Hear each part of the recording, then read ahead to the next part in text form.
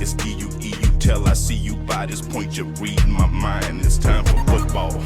We about to keep this thing moving. I'm about it, you're with it, let's do it. We gon' make this thing official, you heard me? If you're the best, then let's prove it. The goal is set to have a team become a unit, man. We about to keep this thing moving. I'm about it, you're with it, let's do it. We gon' make this thing official, you heard me? If you're the best, then let's prove it. The goal is set to have a team become a unit, yeah. D-U-E-U. Welcome to Football Game Plan's NFL All 32 show. I am Emery Hunt, the czar of the playbook, and as always, we have an action-packed show lined up for you guys today. It's week 3 in the NFL. We're just going to get started taking a look at some of the key storylines heading into the weekend as we go into our 4-minute offense. Week 2 of the NFL might as well have been called Injury Sunday. It just seemed as if so many players went down with season-ending injuries than any other year before. And it wasn't just random players. It was some of the league's stars that were lost for the year. Guys like Anthony Barr, Saquon Barkley, Nick Bosa, Cortland Sutton, amongst others. And there were players who will miss significant portions of the season because of an injury suffered last week, like the 49ers quarterback Jimmy Garoppolo and their tailbacks Raheem Mostert and Tevin Coleman, as well as Panthers running back Christian McCaffrey and also Broncos quarterback Drew Lock. They will all miss extended time out there on the field. One can only attribute this weird string of unfortunate injuries to the unique, truncated offseason and training camp that has players dropping like flies. The hope is that last week wasn't for the injury bug to strike and not a recurring theme that we'll see every Sunday. The Los Angeles Chargers found themselves in a bit of a pickle last week. About 5 minutes before kickoff, starting quarterback Tyrod Taylor was experiencing chest pains and discomfort, which caused head coach Anthony Lynn to name rookie first-round pick Justin Herbert the starter for their huge divisional matchup versus the Kansas City Chiefs.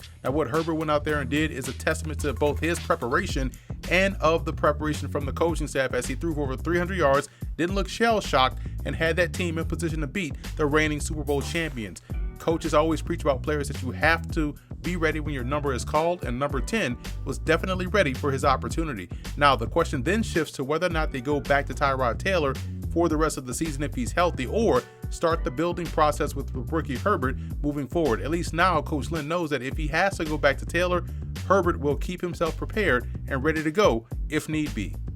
There are a couple of surprising teams that are undefeated and looking very impressive in doing so, and both are out west. I'm talking about the Las Vegas Raiders and the Arizona Cardinals. These are teams that the on-paper talent is actually matching up with the on-field performance. The Raiders are coming off of an impressive showing against the New Orleans Saints on Monday Night Football, one in which we saw them fight back from a 17-7 deficit to dominating the Saints the rest of the way, while the Cardinals are off to their 2-0 start, thanks in part to an offense that has both been efficient and effective, and a defense that is able to match up on the perimeter and pressure the quarterback as well. They are led by second-year quarterback Kyler Murray, who is looking to become the third second-year QB in a row to win the league's MVP award. Having both the Raiders and Cardinals off to great starts just makes things very exciting and interesting in their tough divisions, respectively.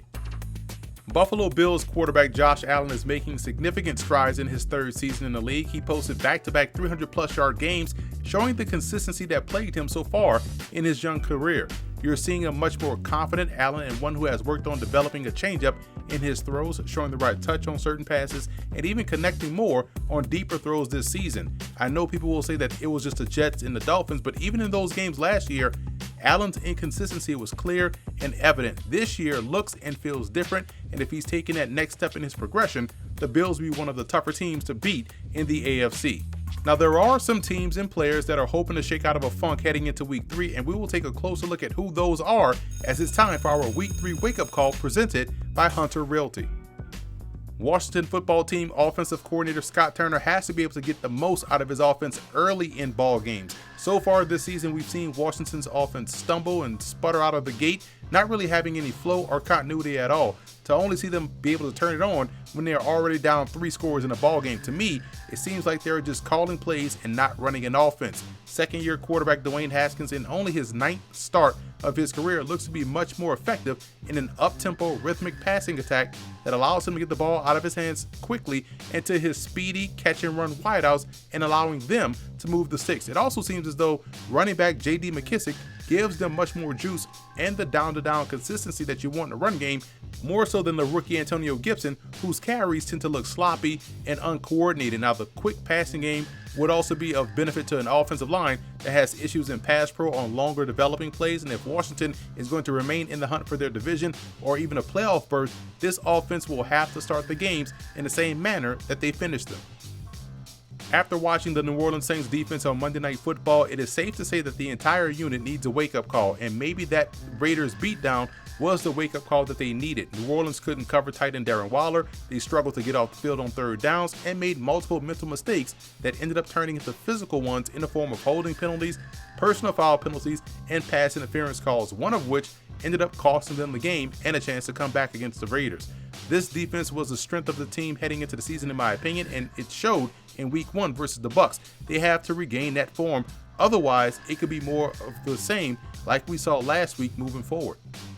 Staying on the defensive side of the ball, the Cincinnati Bengals run defense got shredded last week against the Cleveland Browns and ultimately cost them the football game. Granted, their defensive line was missing defensive tackles Geno Atkins and Mike Daniels, but that's no excuse for the linebackers and safeties not getting proper run fits, not being gap sound, and just flat out missing multiple tackles against Nick Chubb and Kareem Hunt. It's not like they lack the talent and athleticism at the second and third levels, they just didn't execute. And if it continues, it will continue to cost them opportunities to win games and also opportunities to stack wins on top of each other. We'll see if things improve this week against the Philadelphia Eagles. And that has been your Week 3 wake-up call presented by Hunter Realty. Now let's preview the game that kicks off Week 3 on Thursday night between the Miami Dolphins and Jacksonville Jaguars. I like the Sunshine State matchup we have on Thursday night between the Dolphins and Jaguars. These are two young teams that had a lot of moving and shaking going on during the offseason. For Miami in this ball game, they started to get banged up a bit against the Bills last week, especially on defense. Because of a short week, they will have to lean on some guys to step up into roles and make some plays, like rookie first-round pick cornerback Noah Igbenogany and rookie defensive tackle Raekwon Davis, who looked better against the Bills. Now, offensively speaking, because of a non-existent run game, it has put a lot of pressure on quarterback Ryan Fitzpatrick to carry this offense, and at this juncture of his career, he just can't do it. You will start to hear the calls for Tua Tagovailoa if Fitzpatrick's play continues. But the biggest matchup I'm looking forward to watching in this one is between the Dolphins rookie first-round pick offensive tackle Austin Jackson against one of the best pass rushers in the AFC in second-year pro Josh Allen. I will be willing to bet that the Jaguars will try to get him matched up on Jackson often during the game, trying to test that rookie out to see if he has the chops to handle that job consistently. Jackson has been playing strong ball out of the gate, but this is his toughest challenge so far this season. Now on the Jaguar side, the offense seems to be able to move the football at ease, and I like the multiplicity within their attack, and they get a lot of guys involved within their offense. We still haven't seen D.D. Westbrook yet this season, and the hope is that he can get healthy soon and join the receiving core. Rookie wide receiver Laviska Shenault has quickly become a weapon on offense, so has undrafted rookie running back James Robinson out of Illinois State. And I think because of what the Jags can do on offense, along with the defense that is very opportunistic and can pressure the quarterback, look for them to take care of business on Thursday night against Miami. We'll take a quick break and be back with more football game plans NFL All 32.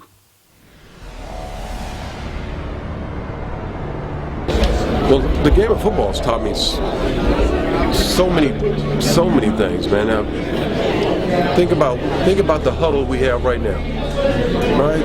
I tell people this all the time. There's a reason why they call it a huddle. You know, people have been huddling all their lives, trying to find ways to enhance each other's lives. The great teams do that all the time. The great teams do that. The better the huddle, the better the team. And so it's simple, man, how if you huddle for all the right reasons, we wouldn't have Ferguson. We wouldn't have some of the challenges that we have in our society. But as we all know, there's always a moment when somebody doesn't belong in the huddle. And yet we have to continue to move on. We got to continue to play. So the game of life, man, is always starting with a huddle. And for me, I'm lucky enough to know that, you know, by the graces of God, man, it's been a nice huddle. It's been a nice huddle. And if I just keep making sure that he's in front of me, I'm gonna be all right.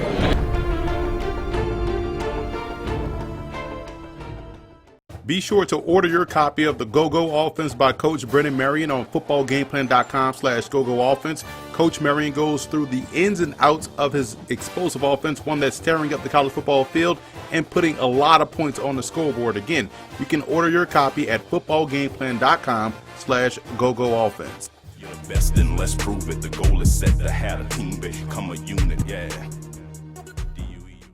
Let's jump into some game previews, shall we? And we'll start in East Rutherford, New Jersey, where the Giants host the 49ers. Now, San Francisco is coming into this game severely banged up, missing a boatload of stars, and maybe without the services of starting quarterback Jimmy Garoppolo as well. For them, this will be all about the run game and trying to pressure Daniel Jones and getting him to turn the ball over. The Giants offense has shown the ability to work its way down the field with the quick passing game, and we may see them use Dion Lewis in that regard as well to help supplement the run game without a Saquon Barkley back there in the backfield. Now, speaking of the run game, it'll be interesting to see how they get the newly signed Devonta Freeman involved in the run game, as he was signed to help soften the blow from the Saquon Barkley injury. To me, I think this is the type of game the Giants can win and will win.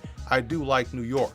Chicago travels to Atlanta to take on the Falcons, who are coming off one of the most embarrassing losses in franchise history. The Bears often started off the game against the Giants last week looking very impressive. Trubisky was sharp, and the run game started to have success. Now in the second half, the passing game sputtered a bit, but the run game stayed the same and played a huge part in closing out the Giants. David Montgomery ran really well last week in that regard. We saw the Falcons have success on both sides of the ball and really look like the team that we expected to see coming into the season. I know last week was a bizarre way to lose a football game, but I don't think we'll see them let that one loss become two losses.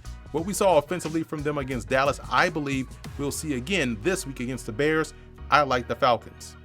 I'm actually intrigued by this Washington-Cleveland game. We spoke about Washington's offense and what needs to happen in order for them to have some success to take the pressure off their defense.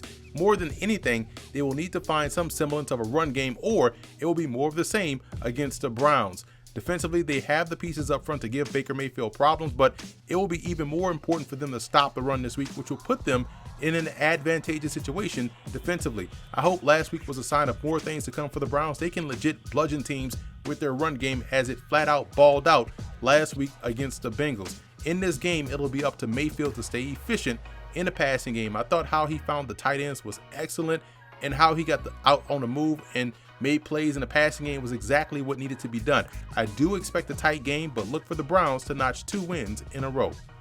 You hate to say that this is a must-win game for the Eagles as they face the Cincinnati Bengals, but it definitely has a feel of one in my opinion. The Bengals offense can move the football. They have all of the requisite skill positions to be successful or to be a problem for any defense. The question is whether or not they have the offensive line that can give Joe Burrow time in the pocket to work deeper down the field. Defensively, they will need a much better effort from their front seven this week, as we spoke earlier about their lack of run defense, but it was also lack of pass rush that contributed to the loss as well. Eagles quarterback Carson Wentz finds themselves in the crosshairs of Eagles fans and Eagles media, and they are looking to him to get his offense back on pace. I do like how Miles Sanders recovered from his early fumble against the Rams to have a productive day, and if he can have an encore performance, that would help this offense out tremendously. On the defensive side of football, the goal is to stop Joe Mixon in that run game and make this a Joe Burrow versus Carson Wentz game. If they're able to do that and make Cincy one-dimensional, it'll increase their chances of winning. I do like their defensive line matchup in this one, and that'll be the reason why they knock off the Bengals. Tennessee takes on Minnesota in a game where both teams are heading in completely different directions. Man, quarterback Ryan Tannehill is picking up right where he left off last season with his play. He's being efficient with the ball and distributing it to many different targets out there on the field. Where he has to get better is in his pocket awareness. He has taken some hellacious shots so far this season and has to do a better job of avoiding those hits. The Vikings defense suffered a blow last week with star backer Anthony Barr tearing a pec muscle, which will keep him out for the rest of the season. He was one of the leaders on the defense that was breaking in a lot of new players this season. Meanwhile, on offense, quarterback Kirk Cousins has to play better. He's been a straight liability for this team and has played a major role in why they are currently sitting at 0-2. Make that 0-3, as I like Tennessee to take care of business on the road. Houston, like Philadelphia, finds themselves in a must-win game as they travel to Pittsburgh to take on the Steelers. Now, this is one of probably the more dire games for the Texans than the Eagles, as they could be staring 0-3 in the face, but mainly 0-3 in the AFC, which will be important come playoff time. Now, Houston has the pieces on offense to make plays. They just haven't found a rhythm just yet. Defensively, they're giving up far too many big plays on both ends and really need to rein it in if they want to win games moving forward. Pittsburgh's defense has been a story so far this year as they've made game-changing plays at the most critical of times. In week 1, it was the Bud Dupree hit on Daniel Jones to force that interception, and last week it was the sack on Jeff Driscoll by Terrell Edmonds to end the game. They have a tougher task this week as the electric Deshaun Watson is the quarterback back there that can extend plays and make plays deep down the field. And offensively, it was a well-balanced approach that helped them knock off Denver as running back James Conner had his best day of the season. And I'll be interested to see how their offensive line does this week against J.J. Watt and company. I actually like Houston to win this game. I didn't like how the Steelers let the Broncos hang around and have a chance to win late in that contest. Look for the deep passing game of the Texans to find its rhythm and get a huge AFC win in Pittsburgh. We have a big-time matchup in the 1 o'clock window as Los Angeles Rams face off against the Buffalo Bills in a battle of unbeaten and impressive teams to start the season. The Rams' offense has been a joy to watch, I tell you. They are executing at a really high level so far this season, making them difficult to stop or even slow down for that matter. They are spreading the ball around to many different targets and can beat you in a multitude of ways. The Bills have done a great job of dominating games in which they are the better team, and at least so far this season, they haven't had a lot of mental errors out there on the field. That's the benefit of having continuity. Plus, it helps when your quarterback is playing the best ball of his career. Josh Allen will be the biggest X factor in this game for the Bills as he has the ability to create things with his legs and could help this team sustain drives against a very strong Rams defense. Now, Buffalo enters this game a bit banged up at the second level, and that could be the difference in this game as the Rams offense does a lot of window dressing, and any slip up can end up costing big on defense. I do like the Rams in a close one in Buffalo. And staying in the Northeast as the Raiders take their show on the road this week up to Foxborough to face the Patriots. I was more impressed by the Raiders' defensive effort against New Orleans than anything. They really frustrated Drew Brees and that Saints offense, and this week they'll have to play an 11-on-11 game against Cam Newton and that Patriots offense. The onus will be on a linebacking core that'll have their hands full at the point of attack and also in the intermediate passing game. How they play could determine how well they do as a whole. The Patriots defense had their hands full with the Seahawks on Sunday night, as the Seahawks were able to have success in the air on a consistent basis. So defensively, finding a way to match up versus tight end Darren Waller will be the key, but not necessarily the only key. The Raiders have speed to get deep down the field, so if the secondary can't get caught looking or gets caught looking in the backfield, they can get beat over top. I do like the Patriots in this game, and we'll see them lean more on the run so they can shrink this ball game and put more pressure on that Raiders offense to maximize every possession. So look for another tight matchup as the Raiders can definitely play, but it won't be enough to knock off New England.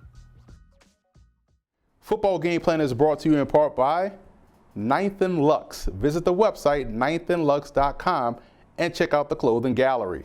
Do You Music with featured artist IW and his latest album, Season 2. You can check that out on iTunes as well as doyoumusic.com. Nesby Phipps, Art, Life, Entertainment. NesbyPhipps.com. Grind It Out Fitness. Visit the website grinditoutfitness.com and download the app.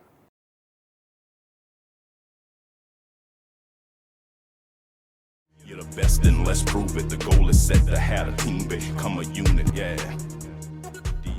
Football is a game of matchups, and matchups dictate the outcome of a football game for the most part. And we want to take a look at some of the key matchups this weekend on the NFL schedule.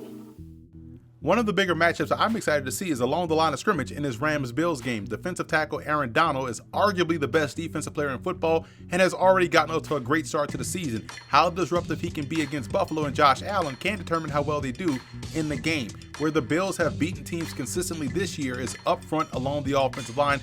That's the matchup where continuity is going to be their biggest asset, as getting in and out of the right or wrong calls up front along the offensive line could determine the success of both their passing game and their run game. This will be must-see TV on Sunday. Over in the Bengals-Eagles game, I believe the biggest matchup to watch will be between Cincy's right tackle Bobby Hart and the Eagles defensive end Brandon Graham. We know Hart tends to struggle versus twitchy edge rushers, and that's what the Eagles have in Graham. But he isn't just a speed guy, he is able to convert that speed to power really well and be extremely disruptive in doing so. Staying with the individual player matchups over in Cleveland, the Browns' #1 corner, Denzel Ward, figures to draw the matchup of Washington's #1 wideout, Terry McLaurin, on Sunday. This is going to be a huge test for the second-year wide receiver, as Ward is one of the better man-to-man cover corners in the NFL. What he did last week versus A.J. Green was tremendous, and it'll be up to McLaurin to find new and creative ways to work himself open, because if they can't get him involved, their entire passing game could get shut down. In the Jets-Colts game, one of the ways New York can get Sam Darnold into a rhythm early in the contest is by finding ways to get the ball into the hands of their tight ends. I like what they have in both Chris Herndon and Ryan Griffin, and it'll be key for them to match them up against those backers and safeties early in this game and find success. Also, it'll be key to help them in the run game as well. Those tight ends have to be better in the blocking department in addition to what they can do as receivers. If they're able to have success in the run game, it helps them out as a whole on offense. And I thought Indy did a fantastic job in taking away Kyle Rudolph last week, which contributed to Kirk Cousins struggling, so we'll see if they can replicate that performance against the Jets. Let's just stay with that Jets-Colts game, and the running game looks like it'll be a combination of Frank Gore and rookie LaMichael Pirine out of Florida, as Le'Veon Bell is out for a few weeks with a hamstring injury. Now, trying to shrink the ball game is probably the best way to go about it at this point for the Jets, as they are very limited out there on the perimeter due to both injury and ineffectiveness. Now, the Colts were able to get rookie running back Jonathan Taylor going last week, notching his first 100-yard game of his career. The offense looked to be much more balanced in that and in rhythm, and we spoke earlier about the Colts defense and what they were able to do against Kirk Cousins in Minnesota. I would expect them to continue that trend, as they'll frustrate the Jets as well en route to a victory. The Detroit Lions make their way out west to take on the red-hot Arizona Cardinals. Now, this was a great game last year in the opener, as it ended in a tie. The Lions really need to get back on the right track, as they have dropped 2 ugly losses to start the season. Defensively, it's about playing contained versus Kyler Murray and making plays in space consistently. If they can't, they won't get off the field. The Cardinals are starting to click offensively. Kyler Murray is playing much more assertively this season. There's little to no hesitance in his game, and it has paid off in 2 victories so far this year. I like the Cardinals' defense in this game. Look for their defensive line to be able to stymie the run game, forcing Detroit to play with one hand tied behind its back and get the victory. Carolina and the LA Chargers provide an intriguing matchup and a pivotal one on the Week 3 schedule. The Panthers offense will have to find success without Christian McCaffrey. Turnovers did them in last week against New England. Now, obviously, they have to clean that up, but it was good to see them move the football against the Bucs. A little bit tougher this week, as the Chargers defense can really match up across the board and can pressure the quarterback. We don't know who will be the starting QB for the Chargers this Sunday, but we do know whoever it will be will have a good foundation to work with. We saw Austin Eckler start to look like the Eckler we saw last year, and the offensive line looks solid against Kansas City. The benefit for whichever quarterback plays will be going up against the Panthers defense that's just too young and has too many communication errors out there on that side of the ball. That's why I'm taking Los Angeles to win this game. Head coach Anthony Lynn deserves a lot of credit for the job he's doing, considering the circumstances that he's dealing with this season. When you have 2 teams that are of equal ability and nature, the game can go either way. That's why you have to look at some of the X factors in a ball game to help push the tide to one side of the table. So we'll take a look at some of the biggest X factors in these matchups this upcoming weekend. Tight end Rob Gronkowski of the Tampa Bay Buccaneers hadn't gotten off to the great start that many expected him to do so, but in this game against Denver, there's a chance for him to have some success. In the Broncos' first 2 games, Jonnu Smith of Tennessee and Eric Ebron of the Steelers were able to find some soft spots in the defense and make plays. So this week will be the best opportunity, in my opinion, for Tom Brady to get his longtime teammate rolling this season.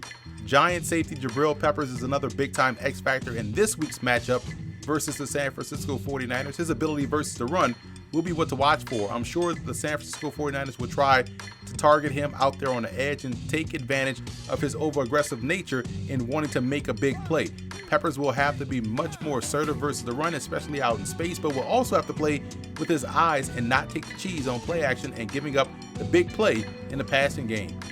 Interior pressure is what has always frustrated any quarterback, but most specifically Drew Brees, who has always done a great job in stepping up into the pocket and finding options deeper down the field. That's why it'll be important for Packers defensive lineman Kenny Clark to make his presence felt early and often in this game against the Saints. If he can find success against that solid Saints interior, then Green Bay has a great chance to slow down the Saints offensive attack. Getting back to some of the previews in the late viewing window on Sunday as the Buccaneers take on the Broncos, and this game will be all about whether or not the Bucs defense cannot allow an offense that will be starting Jeff Driscoll at quarterback to gain any confidence. I would expect defensive coordinator Todd Bowles to dial up the pressure early and often in his game. For the Broncos, it'll be about getting a running game going to help neutralize some of that pressure. Yes, they'll be without their star receiver, Courtland Sutton, but they still have some tremendous catch and run guys out there on the perimeter, including their stellar tight end, Noah Fant. We saw last week against Pittsburgh this group be able to move the football. Will the Broncos defense be able to force Brady into some bad decisions? Perhaps, but I don't think it'll be enough to win. I do like Tampa Bay in this ball game. Offensively, I like the balance that they showed last week against the Panthers, and I don't think their performance was an anomaly. Big matchup in the NFC between Dallas and Seattle, as both teams are fresh off of huge Week 2 victories. For Dallas in this game, the way the offense played in the second half against the Falcons is how they should start the game. It goes to show you that the Cowboys, when they are on their game, can be a really explosive unit on that side of the ball. Now, defensively, there are still some legitimate questions at all three levels, as the Falcons had their way with them in that regard. It's another tough test for them this week as they face arguably the best quarterback in football right now in Russell Wilson. The Seahawks offense has the right element of explosiveness within it when you factor in Russell Wilson's deep ball accuracy and the dual threat capability of his game. The offensive line, I think, has shown improvement and has a chance to continue that against his Cowboys defensive line that's off to a slow start. I wonder how defensively the injuries they suffered against New England will affect them, especially on the back end. That'll be the biggest matchup in this game, in my opinion. How will they attack or cover that Cowboys passing game? Although I worry about the Cowboys defense in this matchup, I think their offense will be able to move the football against Seattle, and it'll be what gets them the big road win against the Seahawks. Sunday Night Football this week features the white-hot Green Bay Packers and the New Orleans Saints. The Packers' offensive balance has been impressive to watch so far this season. They are able to spread the field and operate with tempo without losing the run game fundamentals that football was founded upon. It makes them a tough matchup to defend, to be quite honest. Defensively, they have the length and athleticism at all three levels to be disruptive. New Orleans is hoping that last week was an anomaly against the Las Vegas Raiders, but they do have some serious concerns on offense. In the absence of wide receiver Michael Thomas, they really need guys on the perimeter to step up and make plays. I was shocked at how long it took Emmanuel Sanders to get his first reception last weekend. That just can't happen against the Green Bay Packers. Defensively, it's all about effort, and that is what was lacking last week against the Las Vegas Raiders, in my opinion, especially in the second half. I think the Saints pass defense will get a workout this week against Green Bay's passing game. I'm taking the Packers. Now let's preview what I think is a game of the week this week, just so happens to be on Monday Night Football between the Kansas City Chiefs and Baltimore Ravens. I'm glad we get an early matchup like this that will resemble a Super Bowl matchup out there on the field. Kansas City is coming off of an impressive win last week against the Chargers, one where we saw the best of KC. It was a total team effort to get that win, and it will take a total team effort to do so against Baltimore. The Chiefs offense now has that element of balance in their run game and will find ways to get their rookie tailback Clyde Edwards-Helaire involved early. The passing game is the passing game, and as long as they don't have an off day, they should be able to find their rhythm. On the defensive side of the ball, the biggest matchup that I'm focused on is between their secondary and the Ravens wide receiving core. What a draft pick L'Jarius Sneed has been for the Chiefs. Already has 2 interceptions in his first 2 games and has done a strong job in coverage. Also with Tyrann Mathieu being a move piece defensively, how will they use him to help neutralize the Ravens tight end Mark Andrews? Juan Thornhill played last week a lot. He played a lot last week, and it was good to see him back out there in the fold, having success and having a lot of activity out there, and having 2 stellar safeties should help Kansas City out tremendously in this ball game from a matchup perspective. For Baltimore, I want to start with their biggest X factor, and that's the reigning MVP Lamar Jackson. He is 0-2 against the Chiefs in his career. He has only lost 3 games total in a regular season, so you know how much he wants this game this week against the Chiefs. However, that is the key. He can't come into this matchup against Kansas City pressing, trying too hard to beat Kansas City by himself. Remember, this is just week 3. It isn't a playoff game or a Super Bowl. He has to play with calm and not try to win the MVP or the Lombardi on every given play. If he can play within himself and let the playmakers do what they do, then the success will come. On the defensive side of the ball, I would be interested to see the game plan they implement to slow down Patrick Mahomes. Do you pressure him? Do you sit back in zone? Do you zone blitz him? All of which is what I will be watching for this week. Also, taking care of the intermediate area of the field will be vital. That's where Travis Kelce lives. That's where Sammy Watkins lives. That's where Mecole Hardman has also found a home. If the Ravens struggle there, they will struggle overall. I do like Baltimore in this ball game. For me, it's about defense. I see a lower scoring game between these two teams, one where the Ravens defensive line should be able to collapse and close that pocket around Mahomes, frustrating their passing game and their passing offense throughout the day. So look for them to get over the Chiefs hump and get the win.